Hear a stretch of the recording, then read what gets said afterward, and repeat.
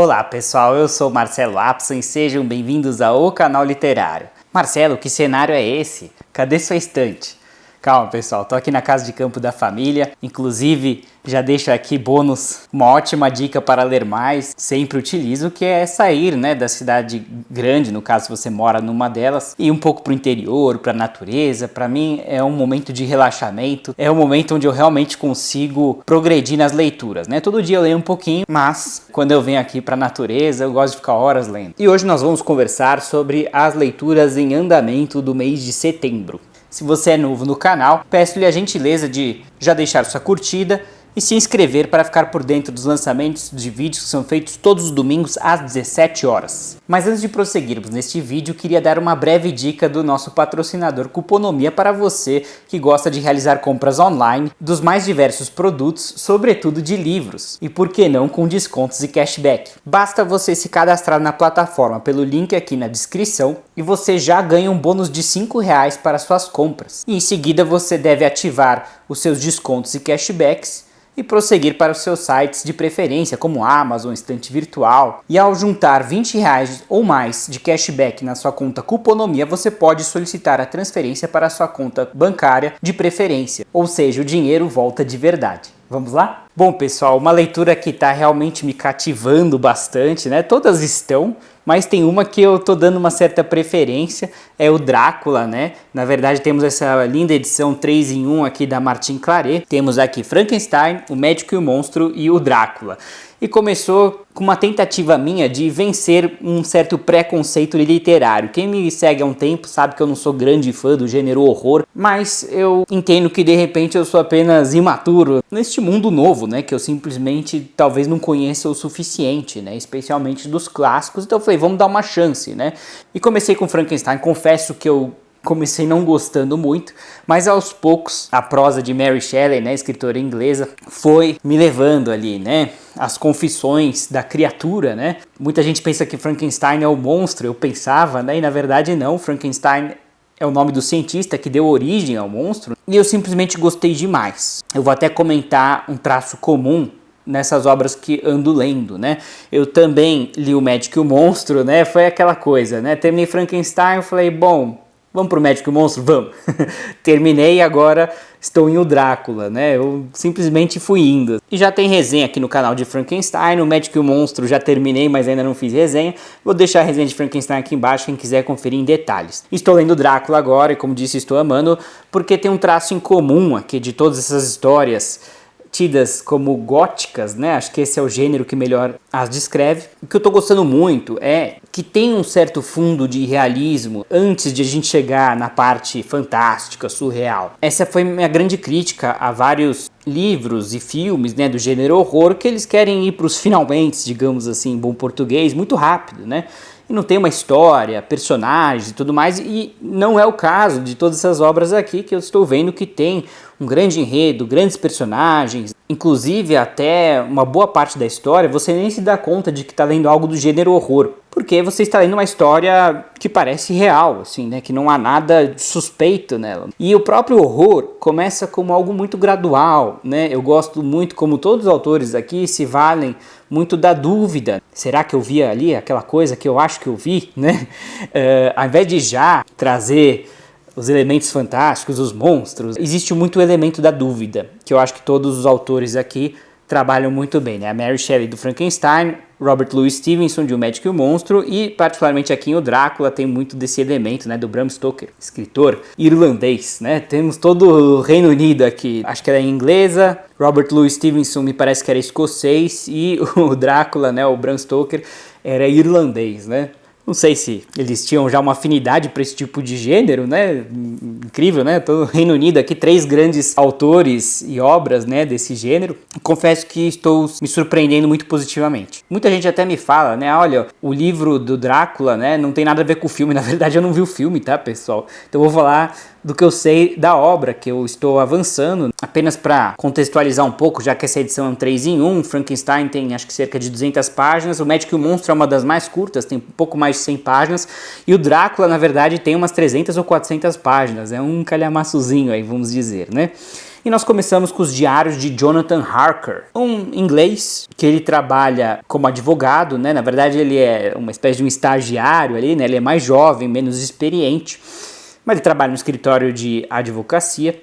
E seu chefe lhe manda para conversar com o Conde Drácula. Conde, como qualquer outro a princípio, né, que fez certas aquisições pela Inglaterra, e ele precisa, né, levar isso adiante, colher mais assinaturas, né, do Conde Drácula, explicar-lhe as novas aquisições, os próximos passos, né? A princípio ele vai ter uma reunião de negócios com o senhor Conde Drácula ali. Ele faz toda uma jornada, né, para Transilvânia, e aqui aos poucos o autor vai contando, né, como foi árdua toda essa jornada, né? Naquela época não se tinha aviões.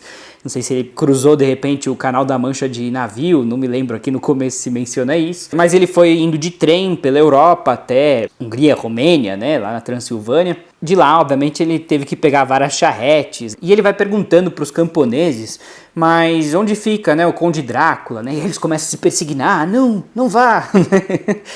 Acho muito legal, assim, como aos poucos a gente vai, né, ficando ansioso, digamos assim. Ele vai relatando que ele vai escutando na língua local algumas palavras que ele reconhece como feiticeiro, satã, maldição.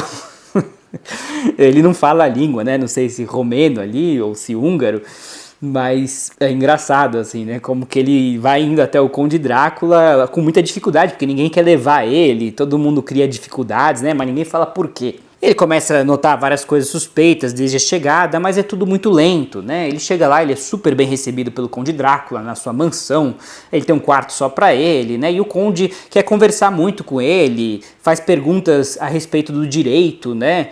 E se mostra inclusive uma pessoa conhecedora, né? E o próprio inglês do Conde, ele é muito bom, né? E ele quer saber das propriedades que ele adquiriu.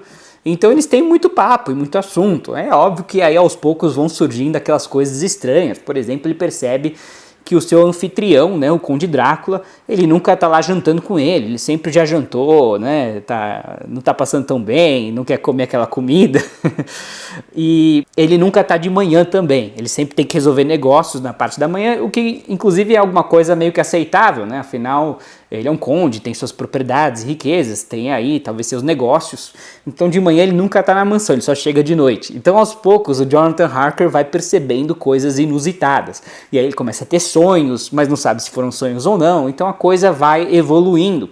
Mas não ficamos apenas no Jonathan Harker, ele se corresponde com a sua noiva, namorada, né, Mina, que ansiosamente aguarda o seu retorno, e essa Mina tem uma amiga chamada Lucy, e elas se correspondem entre si, então de novo, tem muita história fora aí do sobrenatural. E o sobrenatural vem dar aquela apimentada. Obviamente que a gente também quer ver aquela ação, o terror, né? Eu gosto dessas coisas, mas eu acho que em alguns livros de terror, né, eu sinto falta desse toque de realismo, né? Eu diria que até o contrário, acho que o realismo tem que ser o principal e o surreal tem que ter seu tempero, né? E aí temos boas histórias de horror aqui que seguem essa regra, né? Então eu tô gostando bastante, ainda falta muito para eu terminar, mas já li aí, acho que umas 50, 100 páginas do Drácula. Tô gostando muito. Inclusive, recomendo essa edição porque eu adorei Frankenstein, o Médico e o Monstro, então as escolhas aqui são muito boas. É meu primeiro contato com esse gênero gótico, né? Onde há uma certa dose de pessimismo, assim, né? As protagonistas estão sempre muito preocupadas com o futuro. Não à toa também, né? Vamos ser sinceros, mas elas são muito pessimistas, né? Elas acham que o fim está próximo, que acabou, é isso para elas não vão sair daquela situação, ou elas se torturam por erros que sentem que cometeram, né? Então tem aí uma questão de culpa muito forte. Tá bem interessante, é o que eu tava falando até em outro vídeo, né? Eu estou acostumado com esse realismo do Dostoiévski, onde vemos esses traços, mas aqui o gótico parece que leva todos esses elementos para um novo nível mais melancólico, né? Mas muito salutar, muito interessante, combina bastante com o gênero. Pessoal, perdoem a repetição das obras, realmente eu não tenho conseguido ler muito nessas últimas semanas. Eu tô cheio de coisas aqui do canal, do trabalho, questões pessoais, então essas semanas têm sido muito caóticas, né? Eu tô feliz aí em ler 10, 20 páginas por dia. Evidentemente que no final de semana eu procuro ler mais, tô tentando fazer o mínimo aí para não ficar para trás. E vou comentar um pouquinho agora aqui de Memória de um Caçador, né? Nossa leitura atual do nosso clube de leituras, o Círculo Literário. Aliás, evidentemente a turma deste ano já está fechada, né? Nós já estamos se encaminhando aí em breve para o final do ano, mas já estamos com a inscrição aberta para o pré-lançamento que vai ocorrer em novembro da turma de 2024. É só você deixar o nome na lista, a gente não vai te spamear, só vai te mandar alguns e-mails descrevendo um pouquinho do clube, os benefícios, os preços, a curadoria. Basta você deixar o seu nome na lista e aí você não perde o pré-lançamento e você pode ler com a gente. Temos uma turma incrível, com grupo de mensagens, live e tudo mais. Bom, estamos lendo Memória de um Caçador, é uma leitura de 2 meses, até para você ver que nós temos metas palatáveis, né? Esse não é um super calhamaço, temos aí um pouco mais de 400 páginas, então as metas aqui estão bem tranquilas, umas 50, 60 páginas por semana, ou seja, menos de 10 páginas por dia, dá com bastante tranquilidade para acompanhar. E temos aqui uma das obras mais famosas de Turgenev, talvez a mais famosa seja Pais e Filhos, que eu já li também, tem resenha no canal, vou até deixar o link aqui embaixo, quem quiser dar uma olhada. E o Turgenev, ele se destaca dos demais autores, né, Dostoiévski, Tolstói, aliás, ele tinha uma rixa com eles, pessoal. Sim, eles não se davam bem, no sentido de que ele viveu muito tempo fora da Rússia czarista, né? Então ele saiu um pouco daquele ambiente do cristianismo ortodoxo, do czarismo, né? E ele foi ter contato com valores liberais da Europa, particularmente o niilismo, onde ele traz em Pais e Filhos, né? Ele é considerado um escritor mais progressista, né? Enquanto que Dostoiévski é conservador. E a gente vê esse traço nas obras dele. E como diz Nabokov e diversos outros críticos, né, os enredos de Turgenev são simples, né? Não são ali super complexos, como talvez um Crime e Castigo de Dostoiévski, né? As obras de Tolstói. São enredos mais pacatos, mas a prosa do Turgenev vai te levando. Particularmente as descrições das paisagens, o pessoal do clube elogia bastante, eu elogio também, acho que as descrições das paisagens dele são lindas, né? As personagens estão sempre no interior da Rússia, né? Nas províncias, né? Então aí a gente vai acompanhando muito bem a natureza. E aqui temos Memória de um Caçador, como bem diz o nome, nós temos aí uma espécie de um diário de um caçador. Ele vai relatando as suas caçadas e é interessante porque a gente aprende sobre diversas espécies de pássaros e árvores e regiões da Rússia, mas o grande foco aqui não é nem o caçador, nem os nobres com os quais ele conversa, mas sim o mujik, o servo. E temos aqui uma grande crítica ao sistema de servidão da Rússia. Tanto é que essa obra foi publicada em 1852 e em 1861 aconteceu a libertação dos servos na Rússia. E dizem que esse livro foi instrumental para isso. E a questão é que a crítica ela é bastante velada na maior parte do livro, né? A gente vai acompanhando as pequenas explorações que os servos sofrem, como por exemplo, os servos caçadores têm que prover a sua própria pólvora para realizar a caça senhorial, ou seja, para conseguir aqueles pássaros para levar para a mesa do senhor dele, ele tem que gastar do dinheiro dele. Inclusive, o nobre nem dá botas para ele caçar, né? E a gente vai vendo regiões pantanosas, né? A gente vai acompanhando muito bem a natureza, como eu disse. Aqui o caçador principal, ele é um nobre também, né? E ele conversa, ele dialoga com os nobres e a gente vai vendo através desses diálogos como esses nobres são alienados. Eles não estão nem aí para os mujiques deles, às vezes até fingem que se importam, mas a gente vai vendo que eles presenciam as maiores atrocidades, até mesmo como castigo corporal, e simplesmente, né, dão uma bronquinha ali no administrador, mas fica por aí, né? Meio que assim, só para inglês ver, como a gente diz. E como eu disse, eu acho que o interessante é a gente analisar as pequenas, sutis explorações, né? Então, o mujik, por exemplo, não é livre para determinar sua própria função, nem mesmo para determinar onde ele vai morar, né? Ele vai morar onde o dono dele mandar e vai exercer a função que é mais útil ao seu senhor. E é interessante porque não é aquela escravidão clássica ali, né, com a chibatada, sim, a gente vai ver instâncias disso, mas em grande parte parece que eles são meio livres para ficarem perambulando, alguns até nem trabalham, acho que é interessante, eles ficam bebendo, assim, né, tem alguns que não fazem nada e o senhor também parece que não se importa muito, mas muitos sim sofrem castigo corporal. A questão é que a administração, ela é feita através do imposto, assim, né, acho que esse que é o grande peso sobre eles, eles têm que pagar aquele imposto senhorial. Fora isso, eles têm ali algumas liberdades, assim.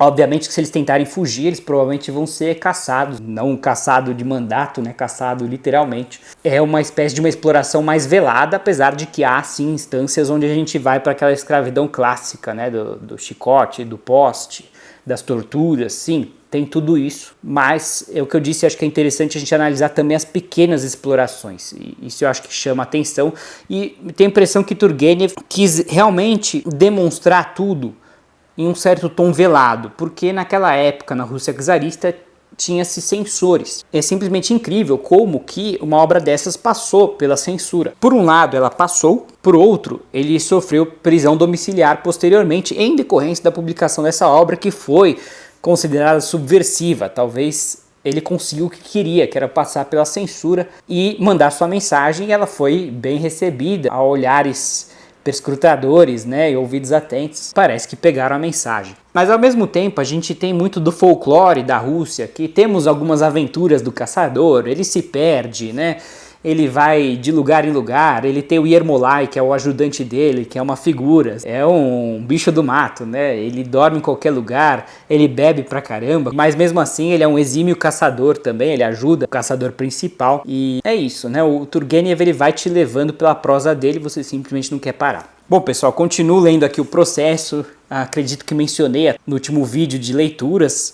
É que essa é uma leitura mais densa, como eu disse, praticamente meu primeiro contato com o Kafka, porque eu já li Metamorfose, mas faz tanto tempo que eu simplesmente não lembro quase nada, assim, né? Eu precisaria reler. E pouco que eu me lembro, assim, né? O Kafka, no Metamorfose, ele vai trabalhar um pouco a questão do absurdo, né? O homem que virou uma barata, e aí estão cobrando que ele tá atrasado pro trabalho, ninguém tá nem se importando, né? Você tem que me trabalhar de qualquer jeito. Tem um pouco do absurdo, mas eu tenho a impressão que essa obra aqui, O Processo, essa questão do absurdo é trabalhada exponencialmente, né, em relação à Metamorfose. Eu preciso ler Metamorfose para ter essa certeza, mas isso aqui me parece o cúmulo do absurdo, né? Até me perguntaram, Marcelo, a linguagem do Processo é complicada? Pessoal, não é não. Ela é bem simples e direta. O problema é o enredo, que sim, ele é complicado, cabeludo, digamos assim, né? O Kafka, ele tem isso de que ele quer que a gente se sinta um pouco claustrofóbico, assim, né?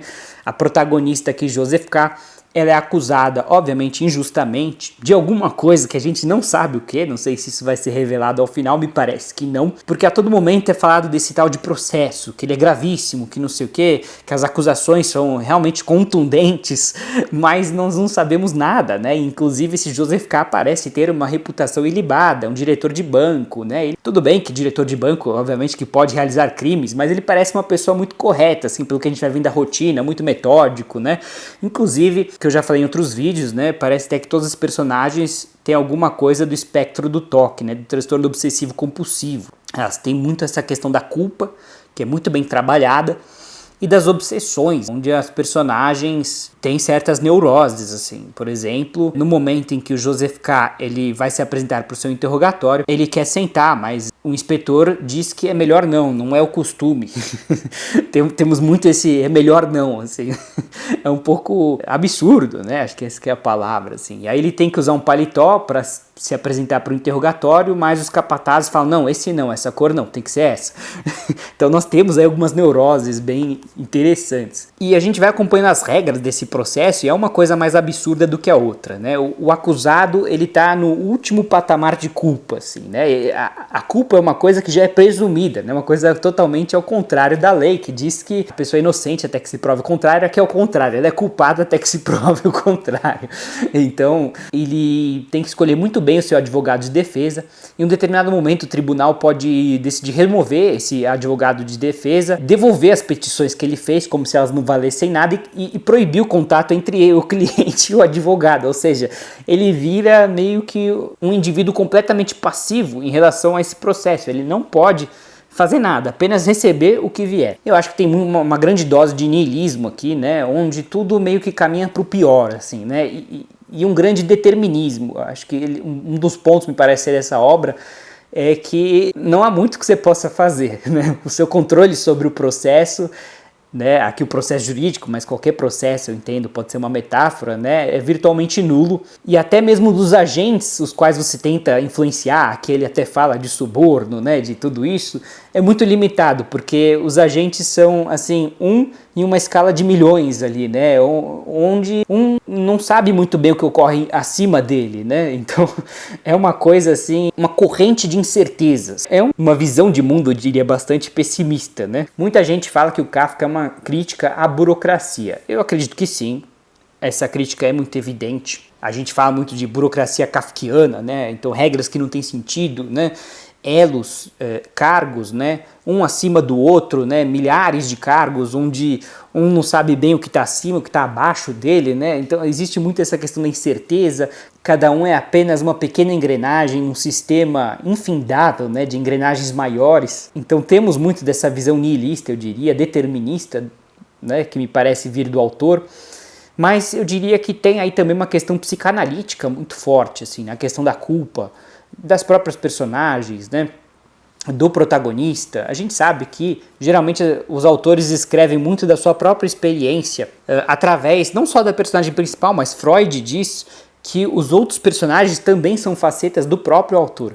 Então, interessante a gente pensar assim, porque todos aqui são obsessivos compulsivos, tem uma questão de delírio aqui, assim, né, de perseguição, tem um elemento onírico muito forte. Por exemplo, em um determinado momento, a protagonista, né, Joseph K., está ali num escritório da burocracia, ali, os cartorários, se eu não me engano, alguma coisa assim, e eles meio que se perdem lá, assim, né, e aí ele começa a se sentir cada vez mais fraco, ele quer se levantar e não consegue, aquele ar é sufocante. Então tem esse elemento onírico, né, onde ele quer reagir, ele quer falar que ele é inocente, mas não consegue, as palavras não saem, né? Então essa não é uma obra fácil de ler, não pela sua prosa, assim, que ela é bem simples e direta, né, o Kafka escreve muito bem, não tem dificuldades em compreender as palavras, mas às vezes o enredo, né, ele é muito carregado, ele é muito negativo, então é uma obra que ela, de certa maneira, te consome na leitura, mas dá para perceber que é uma excelente obra, ela tem uma proposta muito inovadora, acho que diferente de tudo que eu já li. Estou gostando bastante e já passei da metade e assim que terminar vou fazer uma resenha legal. E você, me conta aí o que você anda lendo. Gostou desse vídeo? Não esqueça de deixar sua curtida. Comente aí embaixo suas leituras atuais, futuras, se você já leu essas que foram trazidas aqui. E nos vemos numa próxima. Muito obrigado e um grande abraço.